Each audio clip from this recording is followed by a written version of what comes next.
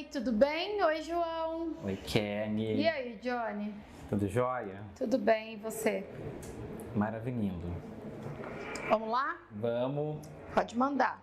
Você quer a Hoje- pergunta? Sim. Então, hoje, primeira vez que a gente vai fazer Pergunte ao Psicólogo no nosso cenário novo. Cenário novo, verdade. Tá, então vai. Primeira pergunta. Como conciliar religião e relacionamento quando as pessoas têm diferentes religiões dentro desta relação? Eu sou de uma religião, você de outra e a gente tá tendo uma relação. Tipo, a gente tá namorando. Tá. Respeito, né, João? Respeito, né? Quando a gente realmente compreende o que essa palavra quer dizer, porque tem muita gente que é assim, a pessoa vai lá, faz uma crítica ao colega ou ao parceiro e em seguida ela fala, ai, mas eu respeito, né? Então não precisava da crítica. Se houver respeito de que o outro é outro, eu já usei esse termo aqui no canal antes, assim, que muitas vezes nós somos um universo inteiro, de tão complexos que somos, nós temos muitas coisas parecidas, né?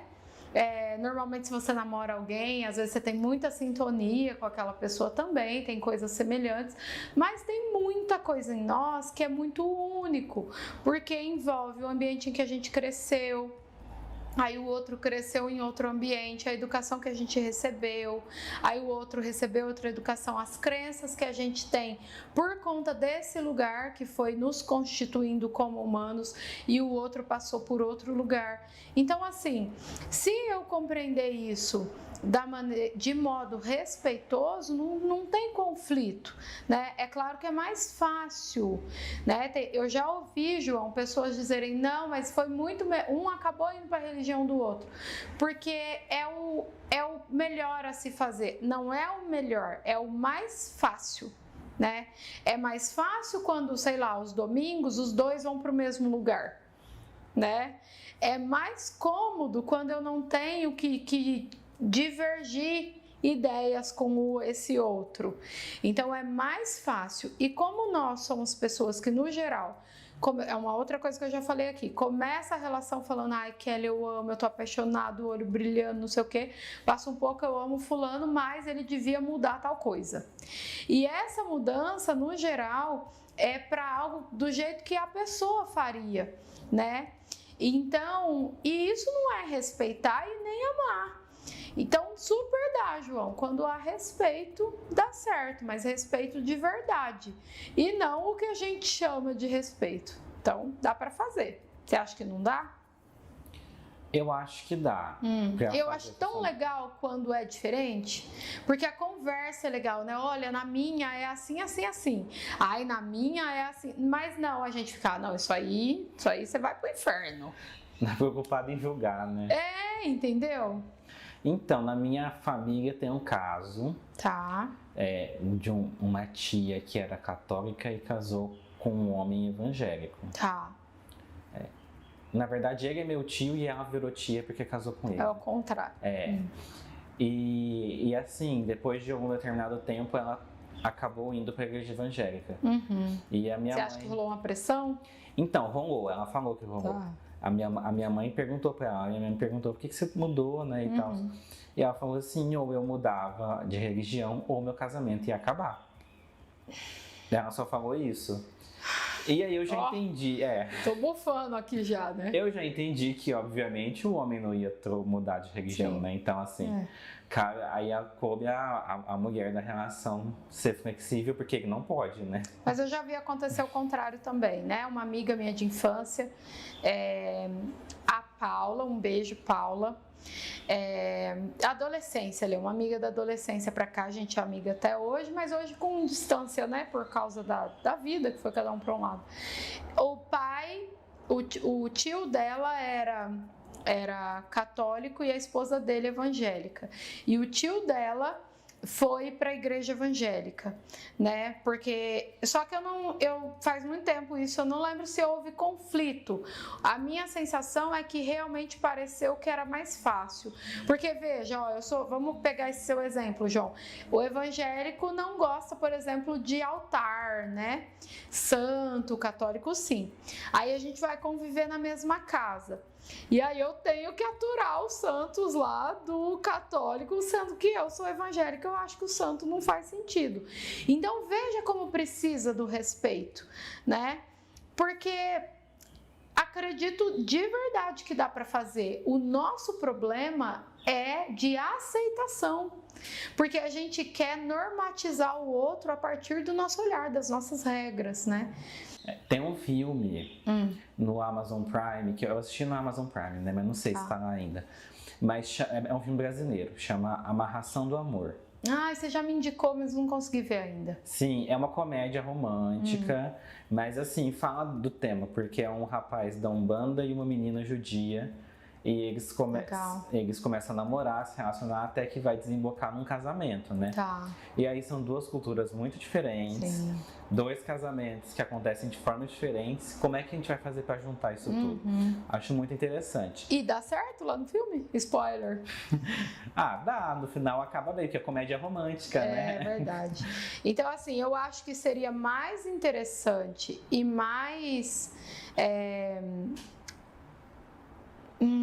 eu perdi a palavra. Mas eu acho que a gente ganha mais quando a gente topa aceitar do que quando a gente convence a ser como a gente espera. É mais construtivo? Acho que para nós nos desenvolve mais. O problema é que a gente tem preguiça de investir nas relações, de aceitar o outro, dá mais trabalho. Então a gente não quer. Mas eu acho super que pode dar certo se houver respeito, se houver um olhar de curiosidade para esse outro universo e não um olhar de apontamento, de crítico, o meu tá certo, né? Esse é um ponto interessante, não sei, acho que deve acontecer em todas as religiões, mas a gente acaba vendo mais os católicos e os evangélicos. Eles têm certeza que eles são, assim, é a minha verdade, né, João? Eles acham que eles são super, nossa, é mundial, né? É universal o negócio que eles estão fazendo. Até bota esse nome na tal da igreja que é para... Então, assim, tudo bem ter essa crença, mas é muita prepotência achar que a forma que você pensa em um mundo do tamanho que é o nosso mundo, que isso é uma verdade absoluta, sabe? E a gente vê muito católicos e evangélicos fazendo isso e no final encerra a frase dizendo, mas eu respeito, né? Não, você não respeita. Você gostaria muito que o mundo inteiro pensasse que nem você, porque nós, como já dizia Freud, somos super egoístas e centrados em nós mesmos, né? Então, é mais fácil ir para a mesma. Isso também acontece, João, e é tido muitas vezes como uma religião também, eu que o diga, com time de futebol. Né? Eu tive um namorado pontepretano há bastante tempo atrás, a Ponte Preta aqui de Campinas, e quem me conhece sabe que eu sou muito corintiana, né? O João quer morrer. Ele fala só a Kelly para me fazer ter simpatia pelo Corinthians. Querido, o Corinthians é maravilhoso, tá? Esse é o momento que eu me igualo aos evangélicos e ao catolicismo. Isso também acontece com os times. Eu tive esse namorado, eu namorei muito tempo, eu morei com ele já. E eu lembro que um dia eu fui no estádio com ele e ele me chega com uma camisa do time dele, João. Assim, meio que uma imposição. E sabe qual foi o argumento? Que não conhece um corintiano, né? Porque se conhecesse, não ia levar aquela camisa e achar que eu ia colocar. E aí ele falou assim, mas todas as namoradas que eu tive viraram pontepretanas. Eu falei, pois se você quiser namorar comigo, você vai gostar do Corinthians. Eu não tô aqui? Então, tá. Vou lá, eu vou apoiar, eu vou torcer. Quando eu vou ver futebol com meu pai é santista, eu adoro futebol, né? Como a maioria dos brasileiros. Eu gosto muito, em casa meu irmão que não liga muito, é o contrário. E eu apoio o Santos só não quando é contra o Corinthians, né? Mas eu vou lá, eu vejo junto com meu pai, eu faço piada, mas eu super apoio, dou parabéns. Com esse namorado pontepretano, eu ia assim no campo com ele, ficava feliz quando o time dele ganhava, né? A mesma coisa os outros times todos. Agora, isso não vai fazer com que eu vista uma camisa que não seja do Corinthians e nem tampouco que eu mude de time, né? Então, assim, eu sei que é mais fácil, só que isso não é amor não, viu, João? Eu tive uma relação muito boa, muito longa, e não precisei mudar de time para mostrar o meu amor e nem para facilitar a minha vida. Eu não quero facilitar a minha vida, eu quero viver a relação. Então, acho que é um assunto que os dois são tidos dessa maneira, assim, sabe? Muito rígidas. Acho que a gente precisa repensar. Segunda pergunta. Tá. Quando a relação cai na rotina, é o primeiro sinal de um possível término? Não é uma certeza, João. Não dá pra gente dar uma certeza. Pode ser que não, né? Pode ser que muitas vezes a pessoa chega aqui, né, e fala, olha, ali foi o início e eu não vi, né? E sim, às vezes foi, mas não dá para afirmar que sempre é, né? A rotina sempre vai acontecer. Em tudo na nossa vida, né? O nosso cérebro precisa de rotina, mas aí não sejam limitados e nem literais no que eu tô dizendo, né? Assim, então tudo tem que ser rotina, e aí quem tá ouvindo aí pensa, mas eu odeio rotina.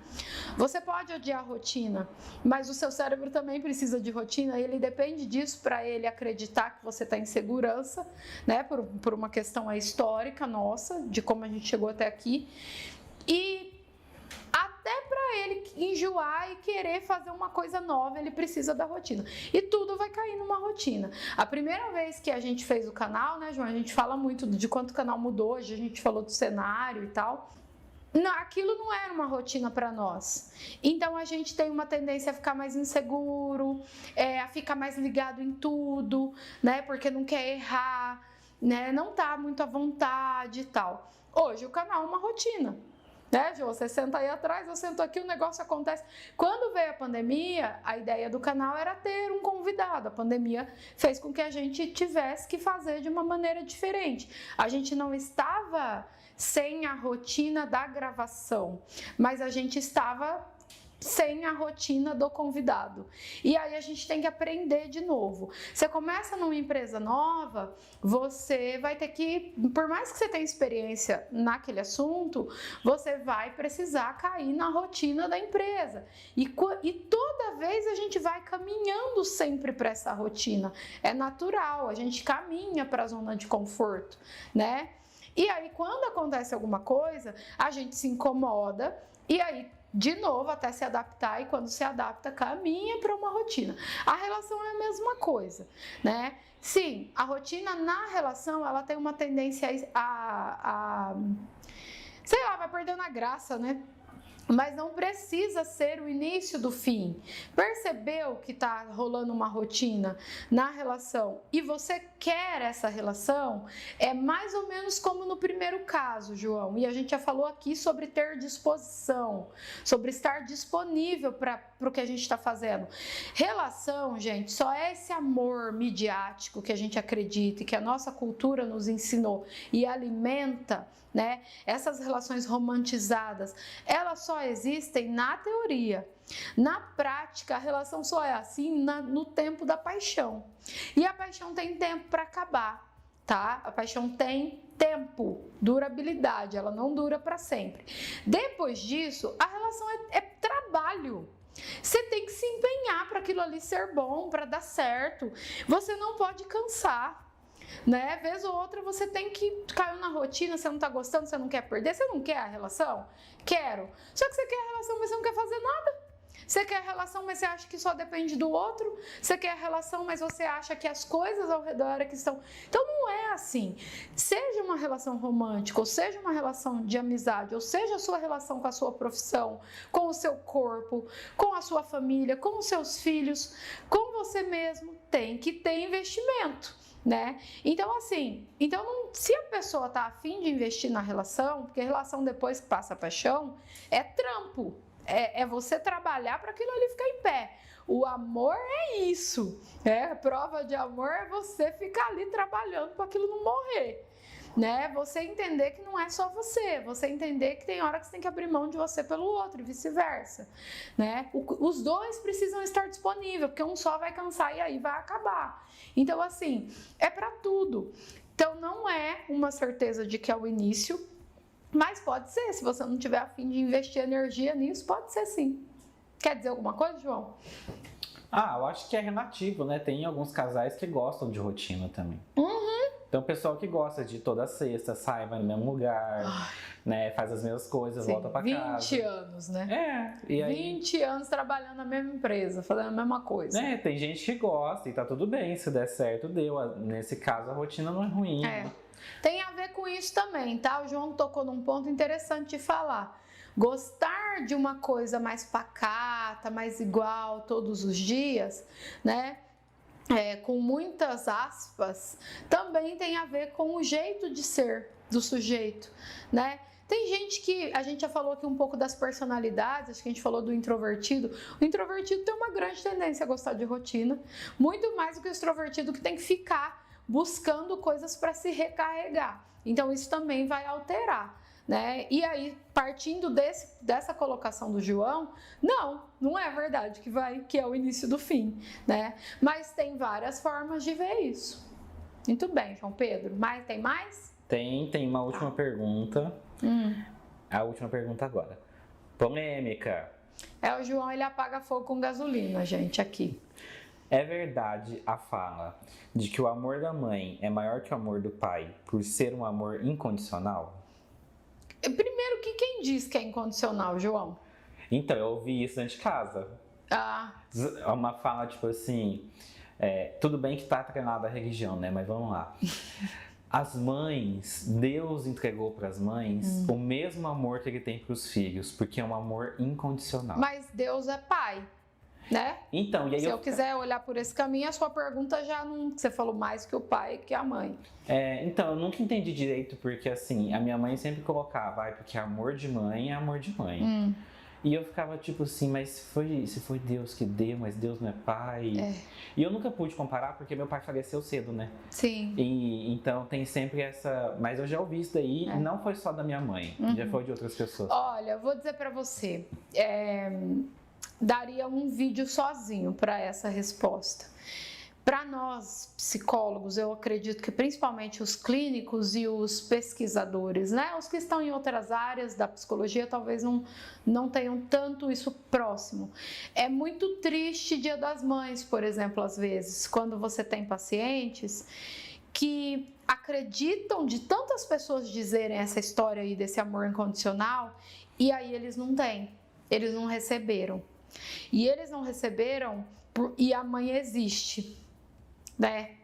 Veja, o problema que a gente arruma, é claro, eu não estou dizendo que vocês não podem demonstrar o amor pela mãe de vocês quando vocês recebem mesmo, mas assim, colocar isso como regra para todos, para o pessoal que está sofrendo aqui na área da saúde mental, é muito doloroso, né? É uma coisa que nos incomoda um pouco, porque a gente sabe o que tem por trás dessas câmeras aí, né? E hoje em dia, literalmente. Então, primeiro ponto é esse, João, tem que tomar um cuidado com isso, porque assim,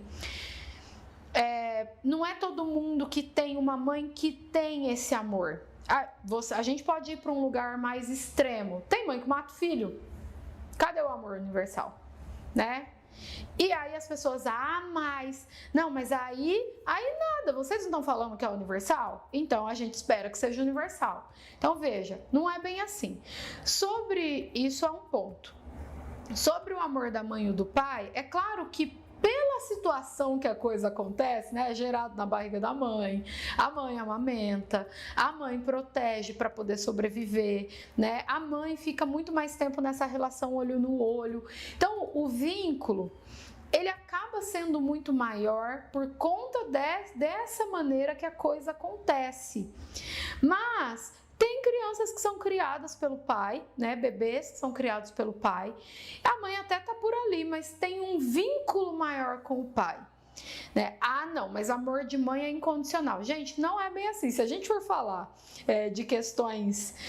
Eu acho que o termo, eu posso estar errando, tá? Porque daí eu tô saindo da minha área. Filogenético, se não me engano, essa proteção, né, ela é mais egóica, e eu sei que vocês não estão prontos para essa conversa, mas ela é muito mais egóica, pensando na perpetuação da prole, da raça, para todos os bichos, não só o homem, do que sobre amor, sabe?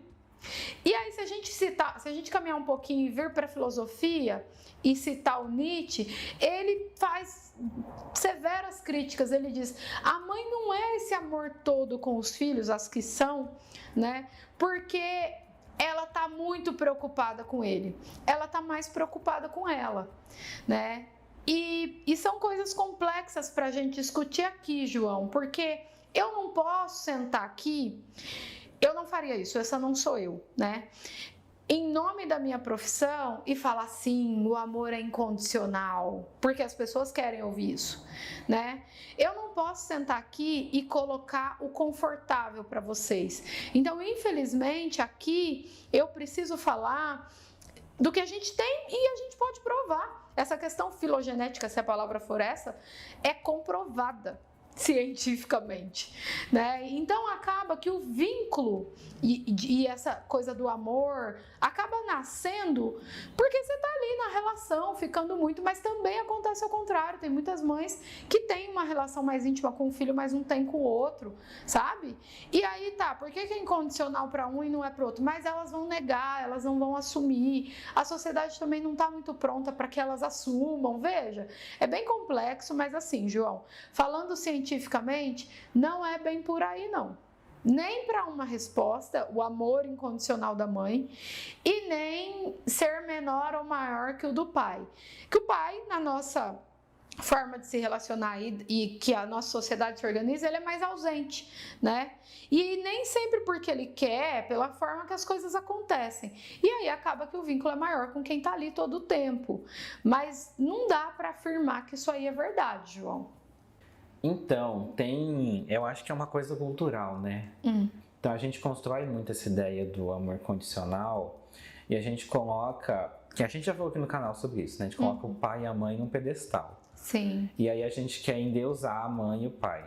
E aí eles não podem errar, né? Porque eles são pessoas, mas não pode. Então, só que daí eles são humanos, né? Sim. E aí a gente cai nesse problema. Quando eu fico perpetuando a ideia do amor incondicional e ele não acontece, vem a frustração. Sim.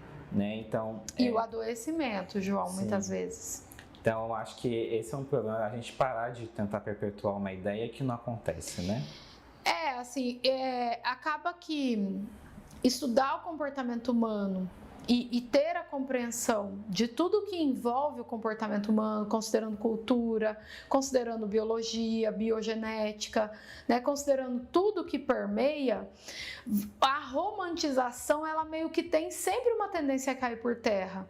E nós gostamos muito da romantização, né? A gente gosta muito da fantasia. Muito, porque é mais confortável, porque é quentinho, porque é legal acreditar nisso, né? No entanto, tirar a fantasia diminuiria a dor de quem não recebe, né? Porque não criaria essa expectativa que tem que ser assim como regra para tudo, porque não é assim que é, né? Infelizmente. Eu sei que tem muitas mães que olham para os filhos desta maneira, de uma maneira que alguns teóricos vão colocar bastante egoístas, né? O meu filho e tal, e eu protejo. E nós fomos ensinados que isso é prova de amor. E depois a gente vai reproduzir isso para as relações, e isso vira uma bagunça danada. No final dá mais prejuízo do que lucro, mas é assim que a gente tem feito até hoje, né? Embora temos prova dos porquês que algumas coisas acontecem. É isso, João Pedro. Não fiquem tristes, meus amores. Vamos lidar com a realidade, que é melhor. Né, João? Temos um vídeo? Temos. Não sei se vocês estão pelo podcast, pelo YouTube. Curta, compartilhe o vídeo. Siga a gente nas nossas redes sociais aqui no canal. Um beijo e até semana que vem. Tchau, João. Tchau, Keg. Tchau, tchau.